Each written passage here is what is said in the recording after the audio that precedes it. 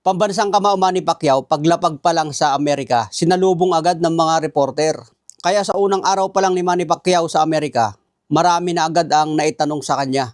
Naitanong agad ni Ellis Ekbak ng ES News kung ano ang masasabi ni Pacman kay Mario Barrios. 16 years ang pagitan ng edad, mas matangkad pa si Barrios at malakas din. Ang sagot lang ni Manny Pacquiao mga tol, don't worry about it. Hindi raw problema ang mas batang boksingero at mas matangkad. Naitanong din kay Manny Pacquiao kung anong laban ito para sa kanya. Sa kanyang edad na 46, ano raw ang maramdaman pa ni Pacquiao kung makuha niya ang panalo? Sinabi lang ni Manny Pacquiao mga tol, it's a big thing for me. Dahil hindi biro ang gagawin niya na paglaban agad sa champion matapos ang 4 na taon na hindi lumalaban. Tinanong din si Pacman dyan kung ano ang mensahe niya sa mga fans na nag-aalala sa kalusugan niya dahil 46 na, matanda na lumalaban pa. Sagot lang ni Manny Pacquiao mga tol, salamat. Salamat daw sa pag-aalala sa kanya. As usual mga tol, ganun talaga sumagot si Manny Pacquiao. Simple lang. At syempre, naitanong din kay Manny Pacquiao mga tol, kung lalaban daw ba si Jimwell Pacquiao sa undercard ni Pacman. Ang sagot ni Manny Pacquiao dyan mga tol, yes. Lalaban si Jimwell sa undercard. July 19 ang lumalabas na report kung kailan ang laban ni Manny Pacquiao kay Barrios. Pero antayin pa rin natin ang official announcement. Isasabay na yan sa press conference. Pero tingin ko dyan mga tol, kukumpirmahin pa kung talagang lalaban si Jimwell sa undercard. Yun siguro ang pinaplano ni Manny Pacquiao. Pero sa ngayon, wala pang official. Isa pang tinanong kay Manny Pacquiao tungkol sa laban ni Terence Crawford kontra Canelo Alvarez.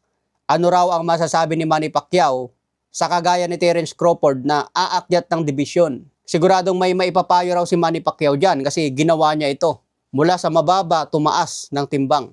Natawa ko sa sinabi ni Manny Pacquiao mga tol. It's good for Canelo Alvarez. Yun lang.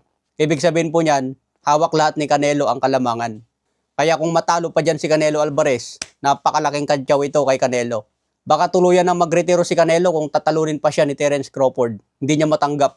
Ikaw ba naman, naakyatin ka na sa karyan mo, tapos pababagsakin ka lang, tatalunin ka lang ng mas maliit.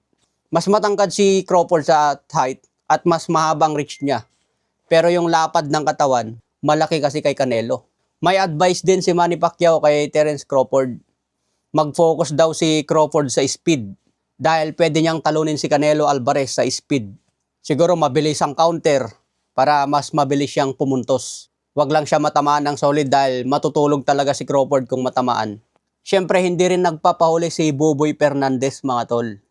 Na-interview din siya. Tinanong si Buboy Fernandez kung ano daw ba yung mga sikreto nila. Sikretong paghahanda para talunin si Mario Barrios. Sinabi naman ni Buboy Fernandez na coach ni Manny Pacquiao ngayon, abangan daw natin ang ipapakita ng isang 46 na si Pacman.